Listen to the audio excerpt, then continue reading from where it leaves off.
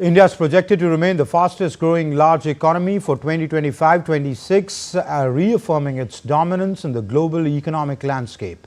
India and the European Union reaffirmed their commitment to concluding the ambitious free trade agreement by the end of this year.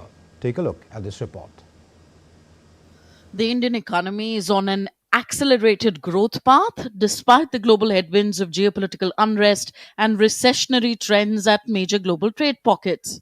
According to the April 2025 edition of the International Monetary Fund or IMF's World Economic Outlook, Indian economy is expected to grow by 6.2% in 2025 and 6.3% in 2026, maintaining a solid lead over global and regional peers.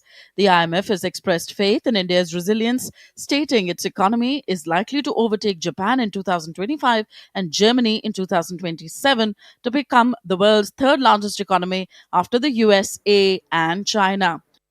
Moreover, U.S. Treasury Secretary Scott Bessent said on Tuesday that the United States was very close on a trade deal with India. I'm glad you brought up our Asian trading partners and allies. They have been the most forthcoming in terms of doing the deals. As I mentioned, Vice President Vance was in India last week. I think that he and Modi made some very good progress. India's Commerce Minister Piyush Goyal met with EU Commissioner for Trade and Economic Security, Maros Sefcovic, in Brussels. Following the meeting, both leaders reaffirmed their commitment to concluding the FTA by the end of 2025.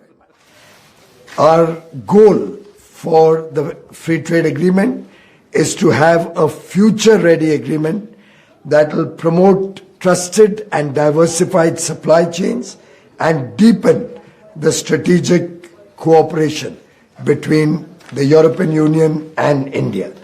Piyush Goyal also met with Belgium's Minister of Defence and Foreign Trade, Frank and Theo, and Minister-President of Flanders, M. Dependael, in Belgium. Leaders held wide-ranging discussions on enhancing trade ties and further strengthening India-Belgium bilateral relations.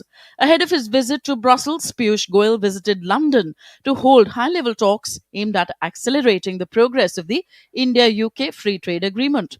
India's Commerce Minister Piyush Goyal also visited Norway. Goyal held discussion with Norway's Minister of Foreign Affairs, Espen Barth Eide, and the Scandinavian country's Minister of Trade and Industry, Cecile Maiseth, on the implementation of the India-EFTA Free Trade Agreement.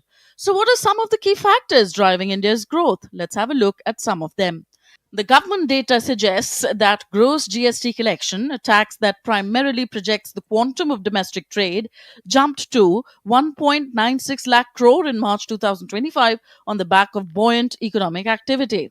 GST collection rose to 22.1 lakh crore rupees in fiscal year 2025 compared to 20.2 lakh crores in fiscal year 2024, recording a year-on-year growth of 9.4%.